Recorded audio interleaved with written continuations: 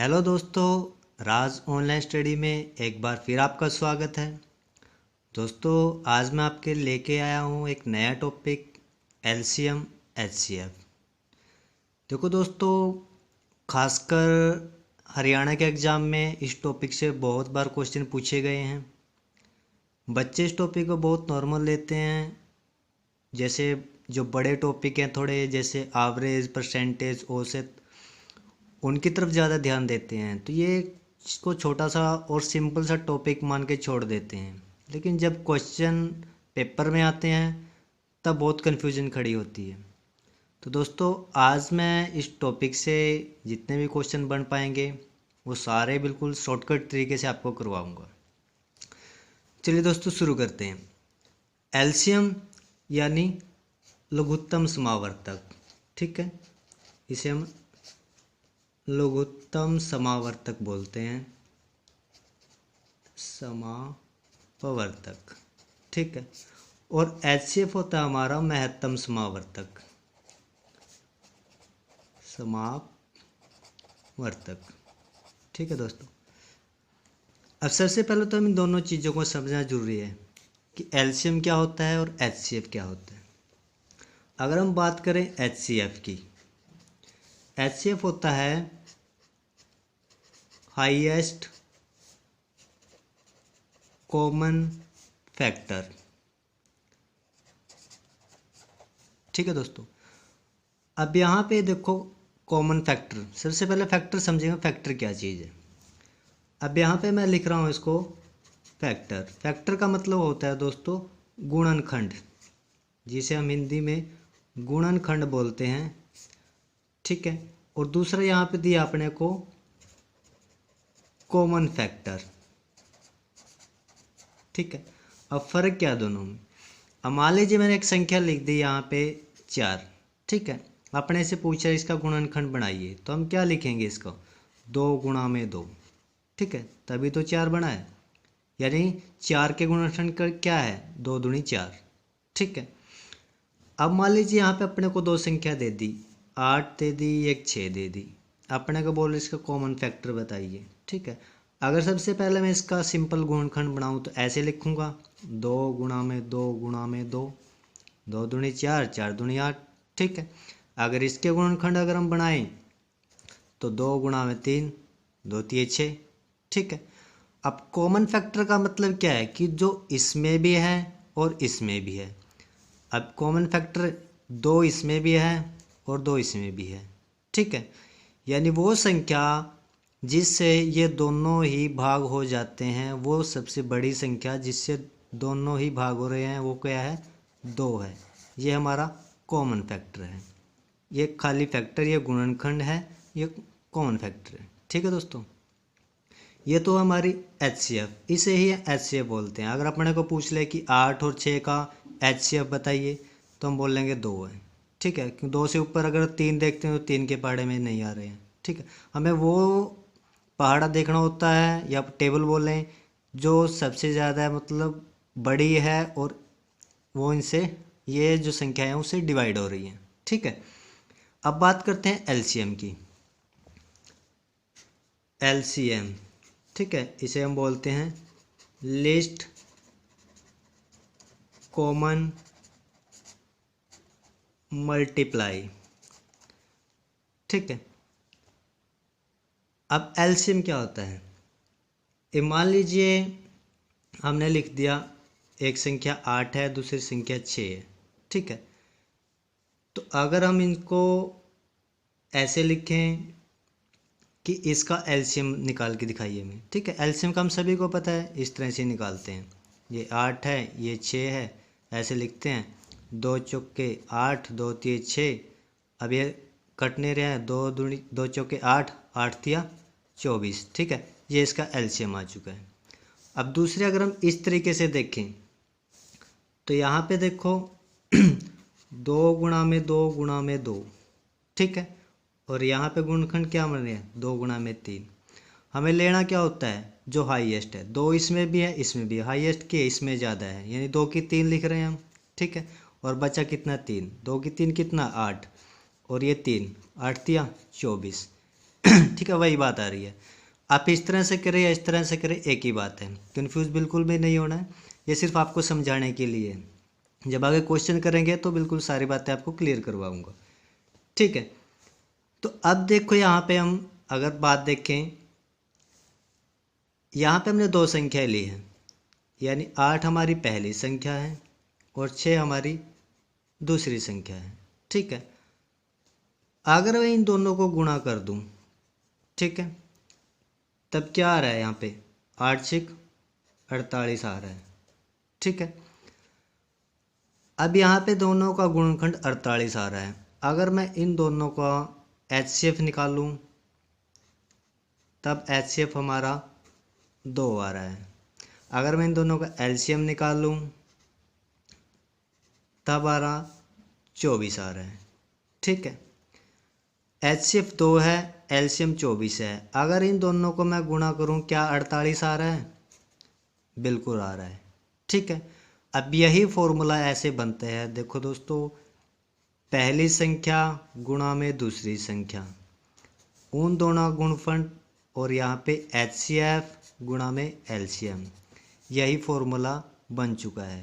पहली संख्या 8 और 6 थी, इन दोनों का यहाँ पे ये, ठीक है, ये इसके इक्वल है। HCF और LCM क्या दोनों इक्वल है? बिल्कुल इक्वल है। यहाँ पे भी 48 आ रहा है, अगर 24 के मैं 2 से गुणा करूँ तब भी 48 आ रहा है, ठीक है। तो आगे ये फॉर्मूला ही हमें यूज़ करना है जब भी क्वेश्चन करेंगे, पहली संख्या गुणा में दूसरी संख्या, HCF गुणा में LCM। ये सिर्फ आपको समझाने के लिए मैंने सारा कुछ ऐसे बताया था, ठीक है। आगे हम ट्रिक से करेंगे इसी फॉर्मूला का यूज़ करके। चलिए दोस्तों, शुरू करते हैं पहला क्वेश्चन।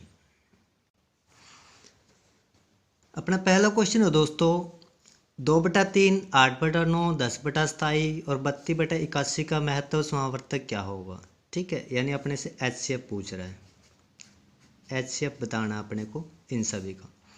देखो दोस्तों, इस तरह क्वेश्चन जब अपने सामने आए, जो भी चीज़ यहाँ से पूछी है वो चीज़ हमें बटे में दी है, तो ऊपर वाले की निकालनी है यहाँ से, ठीक है। महत्तम समावर्तक पूछा है तो ऊपर वाले का निकालना है, लघुत्तम समावर्तक पूछा है तो पहले ऊपर वाले का निकालना है। अब इसको मैं करके दिखा रहा हूँ। महत्तम समावर्तक यानी ऊपर वाली संख्या कौन सी हैं? 2 है, 8 है, 10 है, 32 है। तो ऐसी कौन सी संख्या है जिससे सारे डिवाइड हो रहे हैं? 2 से ही तो हो रहे हैं, 2 पे ये जा रहा है, 2 पे ये, 2 पे ये, 2 पे ये। 2 से ऊपर कोई संख्या है जिससे सारे जा रहे हैं? नहीं है, क्योंकि सिर्फ 2 इसके अंदर खुद है यहाँ पे, तो 2 को तो हम छोड़ नहीं सकते।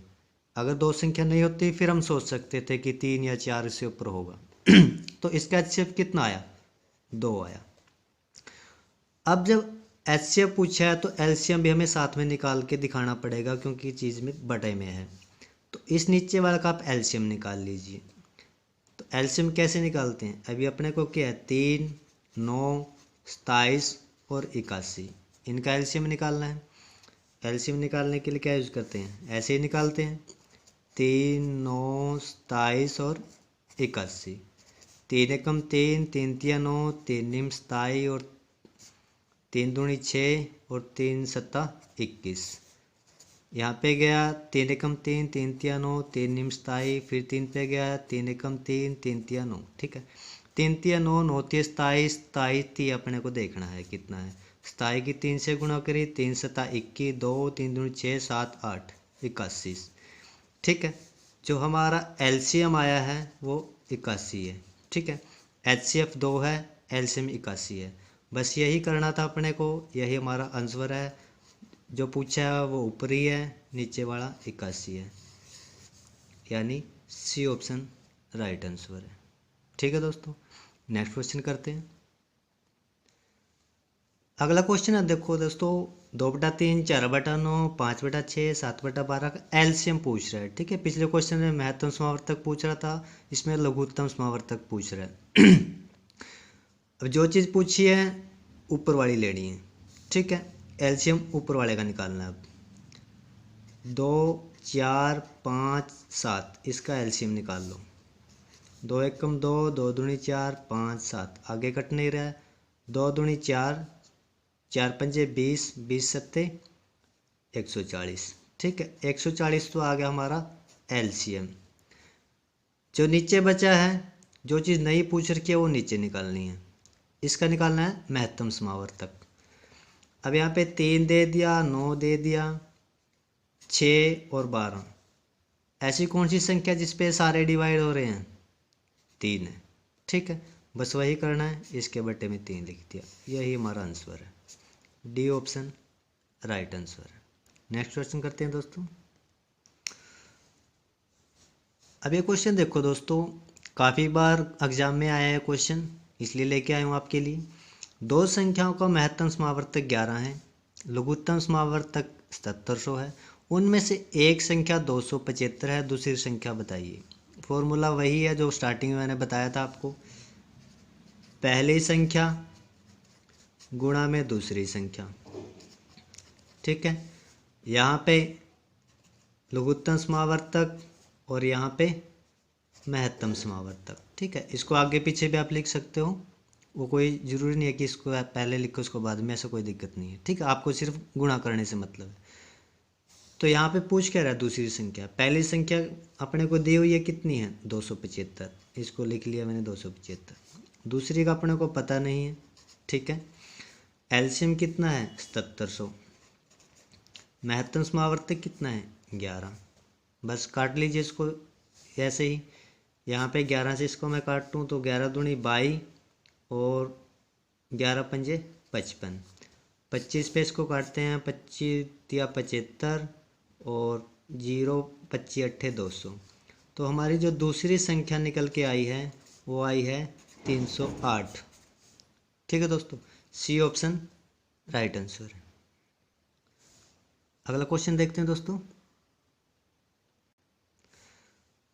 अगला क्वेश्चन है दोस्तों, दो संख्याओं का गुणनफल इतना है, इन संख्याओं का लघुत्तम समावर्तक 612, इन संख्याओं का महत्तम समावर्तक क्या होगा? अब ऐसे क्वेश्चन कैसे करने? वो कह रहा है कि दो संख्याओं का गुणनफल ये है, मान लीजिए एक संख्या अपनी ये है, दूसरी ये है। ठीक है, इन दोनों की गुणा कितनी कह रहा है? वो इतनी है। तो इन दोनों की जगह मैं इसको रख लेता हूँ। ठीक है, इन दोनों का गुणनफल ही तो है ये। ठीक है, उसके बाद लघुत्तम समावर्तक और यहाँ पे महत्तम समावर्तक। लघुत्तम कितना है? 612। महत्तम समावर्तक अपने को पता नहीं है, निकालना है। ठीक है, यहाँ से इसको काट लो, इसको भाग दे के अगर हम देखें तो भाग दे के देख लेते हैं दोस्तों। 10 440 404 612 एक पे गया, 612 ये आया 8, 3 में थे गया 2 4 4, 7 दूनी 14, 7 एकम 7 और 1 8, 7 6 42, तो ये 7 गया। ठीक है, यानी 17। तो महत्तम समावर्तक कितना आया? 17। तो ए ऑप्शन राइट आंसर है। नेक्स्ट क्वेश्चन देखते हैं दोस्तों। अगला क्वेश्चन देखो दोस्तों, तीन संख्याओं का महत्तम समावर्तक 18 है, इन संख्याओं का अनुपात 2 3 5 है, तो ये संख्याएं क्या है? तो कोई ये संख्याएं नहीं है दोस्तों, ये अनुपात में दी है। तो कोई भी चीज़ अनुपात में है वो पर्टिकुलर संख्याएं नहीं होती है, उसे आप 2x 3x 5x मान सकते हो। अब जो चीज़ अनुपात में दी है उसको ऐसे ही लिख लो। ठीक है, महत्तम समावर्तक HCF दिया अपने को कितना? 18। ठीक है, जब भी संख्या पूछे इस तरह अनुपात दिया हो और HCF दिया हो तो आपको करना क्या है? जो भी संख्या उन सभी से HCF को गुणा कर दो। 2 से गुणा कर दो 18 की, 3 से भी कर दो 18 की, 5 से भी गुणा कर दो 18 की। 18 दूनी 36, 18 तिये 54 और 18 पंजे 90। ठीक है, बस इतना ही करना है, यही हमारा आंसर है। डी ऑप्शन राइट आंसर है। नेक्स्ट क्वेश्चन देखते हैं दोस्तों। दो संख्याओं का महत्तम समावर्तक 18 है, अनुपात 3 5 है, इन संख्याओं का एलसीएम क्या होगा? HCF दे दिया अपने को 18 और दो संख्याएं दे अनुपात में दी हुई है, तो संख्याएं नहीं है, संख्याएं अपने को बनानी है 3 और 5। ठीक है, संख्याएं बनाने के लिए क्या करते हैं? HCF से गुणा करते हैं जितना भी अनुपात है अपने को, 18 की इससे गुणा करनी है पहले, 18 तिये 54, एक संख्या ये आई, इसको भी 18 से गुणा किया, 18 पंजे 90, ठीक है। दूसरी संख्या ये आई। अपने को संख्या पता लग चुकी है, एक संख्या ये है, दूसरी संख्या ये है। वो पूछ क्या रहा है, इन संख्याओं का एलसीएम क्या है। इन संख्याओं का एलसीएम आप निकाल लीजिए, यहाँ पे 54 और यहाँ पे 90, 18 तिये 54, 18 पंजे 90, 18 तिये 54 और 54 को अगर मैं 5 से मल्टीप्लाई करूँ, 5 का 20, 5 5 25, 26 27, यानी 270। तो 270 इसका एलसीएम आ चुका है, यानी ए ऑप्शन राइट आंसर है। अगला क्वेश्चन देखते हैं दोस्तों। अब ये क्वेश्चन देखो दोस्तों, काफ़ी बार आया है और बच्चों को बहुत कन्फ्यूजन रहती है ऐसे क्वेश्चन में। दो संख्याओं का लघुत्तम समावर्तक 495 है, तो महत्तम समावर्तक 5 है, ठीक है। एलसीएम दे दिया 495, एचसीएफ कितना है 5, ठीक है। उन संख्याओं का योग 100 है, अपने को नहीं पता वो संख्याएं क्या है, तो उन संख्याओं का अंतर बताओ। तो सबसे पहले तो अपने को संख्या पता होनी चाहिए, तभी पता लगेगा कि उनका योग 100 है, तभी तो उनका अंतर कर पाएंगे। अब संख्याएं पता करने के लिए क्या करना पड़ेगा, देखो दोस्तों, हमेशा एलसीएम एचसीएफ से डिवाइड होता है, ठीक है। कभी भी आप देख लेना, एलसीएम होगा एचसीएफ से डिवाइड मिलेगा, उसको डिवाइड कर सकता है एचसीएफ। अब अपने को सबसे पहले यही काम करना है, अपने को क्या करना है, एलसीएम बटा में एचसीएफ ही करना है, ठीक है। इसको डिवाइड कर लो पहले, 495 बटे में 5, 5 निम 45 और 5 निम 45, ठीक है। ये 99 आ गया, ठीक है। अपने को क्या करना है, इसके दो टुकड़े करने हैं, गुणनखंड जिसे हम बोलते हैं, कि अपने को ये देखना है कौन सी दो संख्याएं हैं जिनको आपस में गुणा करने पे 99 आ रहा है। यहाँ पे 11 गुणा में 9 लिख देते हैं, ठीक है। फिर भी अगर आपको पता ना लगे कि संख्या कैसे है, तो आप ऐसे एलसीएम का यूज़ कर सकते हो। कितने पे जा रहा है 11 पे, 11 नहीं 99, 11 और 9 दो ही संख्या ही आई है, ठीक है। दो संख्या अपने पास आ चुकी है, एक 11 एक 9, और अपने पास एचसीएफ कितना है 5 है। ये जो संख्याएं हैं इसे आप अनुपात वाली संख्याएं मान सकते हो, जैसे पीछे वाले हमने यूज की थी, ठीक है। प्रॉपर संख्याएं अब आएंगी जब हम एचसीएफ को इससे गुणा करेंगे दोनों से।